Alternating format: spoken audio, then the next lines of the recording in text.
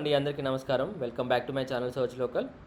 ఈరోజు వీడియోలో రోడ్డు ప్రమాదాల బారిన పడినప్పుడు పేద మధ్యతరగతి వారికి ఎదురయ్యేటటువంటి ఆర్థిక ఇబ్బందులు వర్ణనాతీతం. ముఖ్యంగా ప్రమాద ఘటన జరిగినప్పుడు వైద్య ఖర్చులకు చేతిలో నయా పైసా లేక ఇబ్బంది పడేటటువంటి వాళ్ళు చాలామంది ఉన్నాం.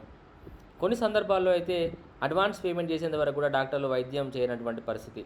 సో ఇలాంటి పరిస్థితులలో ఏం చేయాలో తోచక చాలామంది ఏంటంటే బాధపడుతూ ఉంటారు. సో ఇలాంటి వారికి బాధ్యతగా నిలిచేందుకు కేంద్ర ప్రభుత్వం అనేది ఒక స్కీమ్ని అయితే ప్రవేశపెట్టడం జరిగింది. సో ఈ స్కీమ్కు సంబంధించినటువంటి పూర్తి వివరాలు ఈ వీడియో ద్వారా మీతో నేను షేర్ చేయబోతున్నాను. సో దీనికి సంబంధించి వీడియో ఎక్కడ కూడా స్కిప్ చేయకుండా చివరి వరకు చూడండి. చూసిన తర్వాత మీకు ఈ వీడియో నచ్చినట్లయితే లైక్ చేయండి. ఈ వీడియో మీ రిలేటివ్స్తో, ఫ్రెండ్స్తో, మీకు నచ్చిన వాళ్ళతో అందరితో కూడా ఈ వీడియోని మీరు షేర్ చేసుకోండి. ఎందుకంటే చాలా ఇంపార్టెంట్ ఇన్ఫర్మేషన్ అనేది ఈ వీడియో ద్వారా మీతో నేను షేర్ చేయబోతున్నాను. So let's begin. కేంద్ర ప్రభుత్వం ఆసుపత్రుల్లో క్షతగాత్రులు చేరినటువంటి వెంటనే డబ్బులతో సంబంధం లేకుండా వైద్యం అందించేలా cashless treatment of road accident victim scheme 2025 పథకాన్ని అందుబాటులోకి తీసుకొని వచ్చింది.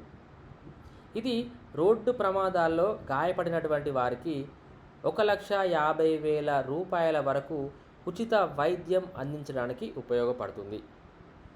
రోడ్డు ప్రమాదాల్లో గాయపడినటువంటి వ్యక్తులు ఎవరైతే ఉన్నారో వారికి 1,50,000 రూపాయల వరకు ఉచిత వైద్యం అందించడానికి కేంద్రం శ్రీకారం చుట్టింది. ఈ మేరకు మే 5వ తేదీన కేంద్ర రహదారుల రవాణా శాఖ నోటిఫికేషన్ జారీ చేయడం జరిగింది. 5వ తారీఖు నుంచే cashless treatment of road accident victim scheme 2025 అమల్లోకి వస్తుందని చెప్పేసి వీళ్ళు ప్రకటించారు. రోడ్డు ప్రమాద బాధితులకు గోల్డెన్ అవర్లో ఉచిత వైద్యం అందించాలని చెప్పేసి సుప్రీంకోర్టు గతంలోనే తీర్పు వెలువరించింది. ఈ నేపథ్యంలో కేంద్ర ప్రభుత్వం cashless treatment of road accident victim scheme 2025ను ప్రవేశపెట్టింది. మోటారు వాహనం కారణంగా ఏ రహదారిలో ప్రమాదానికి గురి అయినా ఈ పథకం వర్తిస్తుంది. ప్రమాదం జరిగిన నాటి నుంచి 7 రోజుల దాకా cashless treatment of road accident victim scheme సేవలు మనం పొందొచ్చు. రోగులకు ట్రామా, పాలిట్రామా సేవలు అందించగల సామర్థ్యం ఉన్నటువంటి అన్ని ఆసుపత్రులను cashless treatment of road accident victim scheme కిందికి తీసుకురావడానికి రాష్ట్రాలు చర్యలు తీసుకోవాలని చెప్పేసి కేంద్ర ప్రభుత్వం సూచించింది. రోడ్డు ప్రమాద బాధితుడిని ఆసుపత్రికి తీసుకొచ్చిన వెంటనే వైద్య సేవలు ప్రారంభించాలని చెప్పేసి వీళ్ళు తెలియజేయడం జరిగింది. ఒకవేళ ఈ తీసుకొచ్చినటువంటి హాస్పిటల్లో సరైన సౌకర్యాలు లేకపోతే వెంటనే యాక్సిడెంట్ అయినటువంటి పర్సన్ను వేరొక ఆసుపత్రికి పంపాలని చెప్పేసి కూడా వీళ్ళు పేర్కొన్నారు. ఇందుకు ఆయా ఆసుపత్రులకు సంబంధించినటువంటి వారే రవాణా సౌకర్యాలు, ట్రాన్స్పోర్టేషన్ కూడా వాళ్ళే కల్పించాలని చెప్పేసి వీళ్ళు వివరించారు. బాధితుడు డిశ్చార్జ్ అయిన తర్వాత వీళ్ళు హాస్పిటల్ సిబ్బంది ఏదైతే ఉందో వాళ్ళు అందించినటువంటి ఆసుపత్రి బిల్లులు ఏవైతే ఉన్నారో వాటిని ప్యాకేజీకి అనుగుణంగా వారు పోర్టల్లో అప్లోడ్ చేయాలని చెప్పేసి కేంద్ర రహదారుల రవాణా శాఖ పేర్కొనడం జరిగింది. సో ప్రపంచంలోని మొత్తం వాహనాల్లో భారత్లో ఉన్నవి కేవలం 1% మాత్రమే. కానీ ఈ రోడ్డు ప్రమాదాలు మాత్రం 11% జరుగుతున్నాయి. ఏటా సుమారు 5 లక్షల రోడ్డు ప్రమాదాలు జరుగుతుంటే 1,50,000 మంది మరణిస్తున్నట్లుగా వీళ్ళు అంచనా వేశారు. అందులోనూ చనిపోతున్నటువంటి వారిలో అత్యధిక శాతం 28 సంవత్సరాల లోపు ఉన్నటువంటి వాళ్ళే ఉండడం మరింత కలవరానికి గురిచేస్తుంది. తెలంగాణలో రోజుకు సగటున 20కి పైగా రోడ్డు ప్రమాదాలు జరుగుతున్నట్టుగా అంచనా. గడిచిన 3 ఏళ్లలో రాష్ట్రంలో 26,000కు పైగా రోడ్డు ప్రమాదాలు జరిగినాయి. ఇందులో దాదాపుగా 11,000 మంది మృతి చెందడం జరిగింది. సో ఇక ఆంధ్రప్రదేశ్లో మనం చూసుకున్నట్లయితే 2023లో 18,000కు పైగా రోడ్డు ప్రమాదాలు జరిగినాయి. ఇందులో 8,000కు పైగా మంది దుర్మరణం చెందడం జరిగింది.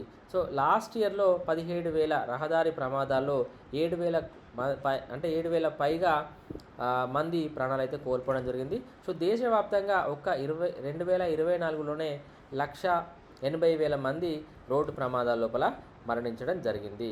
ఈ రోడ్డు ప్రమాదాల్లో గాయపడినటువంటి వారికి ఎవరైతే హెల్ప్ చేసి వారిని జరిగిన గంటలోపే హాస్పిటల్లో చేర్చినట్లయితే వాళ్ళు ప్రాణాలు కాపాడుకునేటటువంటి అవకాశం ఎక్కువగా ఉంటుంది. కానీ ఈ రోడ్డు ప్రమాదం జరిగితే కొందరు భూమిగుడ్డు చూస్తుంటారు, మరికొందరు మనకెందుకులే అని చెప్పేసి వెళ్ళిపోతూ ఉంటారు. కానీ ఎవరైతే యాక్సిడెంట్ అయినటువంటి పర్సన్ను ఆసుపత్రికి తీసుకెళ్లేటువంటి సమయంలో మార్గం మధ్యలో చనిపోయి ఈ పోలీస్ స్టేషన్ చుట్టూ తిరగాల్సి వస్తుందని చెప్పేసి ఇంకా చాలామంది భయపడుతూ ఉంటారు. సో ఇలాంటి వారికి ప్రోత్సాహకరంగా రక్షణ కల్పించడంతో పాటుగా కేంద్ర ప్రభుత్వం అనేది గుడ్ సమరిటన్ పథకాన్ని అయితే తీసుకురావడం జరిగింది. అంటే రోడ్డు ప్రమాదాల్లో గాయపడినటువంటి వారిని ఆసుపత్రికి తరలిస్తే గుడ్ సమరిటన్ అనేటటువంటి పథకం కింద 5,000 రూపాయలు వీళ్ళకు నగదుతో పాటుగా ప్రశంసా పత్రం కూడా వీళ్ళు అందిస్తారని చెప్పేసి మనకున్నటువంటి సమాచారం. సో ఎక్కువ మందిని కాపాడినటువంటి 10 మందికి సంవత్సరానికి ₹1,00,000 అదనపు ప్రోత్సాహం కూడా వీళ్ళు అందిస్తున్నారు. ఈ గుడ్ సమరిటన్ పథకం అనేది 2026 మార్చి 31 వరకు కూడా అమల్లో ఉంటుంది. అయితే ఈ యొక్క పథకాన్ని ప్రారంభించి 3 సంవత్సరాలు గడుస్తున్నా కూడా దీనికి తగినటువంటి ప్రచారం లేకపోవడంతో ప్రజల్లో అవగాహన కూడా తగ్గిందని చెప్పేసి నిపుణులు అయితే చెప్పడం జరుగుతుంది. ఈ గుడ్ సమరిటన్ పథకానికి ఆఫ్లైన్ విధానంలో దరఖాస్తు చేసుకోవాల్సి ఉంటుంది. గాయపడినటువంటి వాళ్ళని గంటలోపు ఆసుపత్రికి తరలించినటువంటి తర్వాత స్థానిక పోలీసులకు సమాచారం ఇవ్వాల్సి ఉంటుంది. సో అప్పుడు అధికారుల లెటర్ ప్యాడ్ పైన ప్రాణదాత అంటూ కాపాడినటువంటి వారి పేరు, ఇతర వివరాలు, అదేవిధంగా ప్రమాదానికి సంబంధించినటువంటి సమాచారంతో ఎక్నాలెడ్జ్మెంట్ అనేది వాళ్ళు ఇస్తారు. ఆసుపత్రి మేనేజ్మెంట్ కూడా సంబంధిత ప్రాణదాత వివరాలను వాళ్ళు ధృవీకరించి పోలీస్ స్టేషన్కి వీళ్ళు సమాచారం అందిస్తారు. పోలీసులు వాటిని అన్నింటినీ పరిశీలించి జిల్లా స్థాయి అప్రైజల్ కమిటీకి వీళ్ళు పంపించడం జరుగుతుంది. సో ఇక్కడి నుంచి ప్రాణదాత ఎవరైతే కాపాడారో వాళ్ళకి ప్రోత్సాహం అందించాలంటూ రాష్ట్ర రవాణా కమిషనర్కు సిఫార్సు వీళ్ళు చేయడం జరుగుతుంది. రవాణా శాఖ సంబంధిత వ్యక్తికి బ్యాంకులో 5,000 రూపాయలు నగదు జమ చేయడంతో పాటు ప్రశంసా పత్రం కూడా వీళ్ళు అందిస్తారు. ఒక వ్యక్తికి ఏడాదిలో గరిష్టంగా 5 సార్లు ఈ అవార్డు పొందేటటువంటి అవకాశం ఉంది. అలాగే ప్రమాద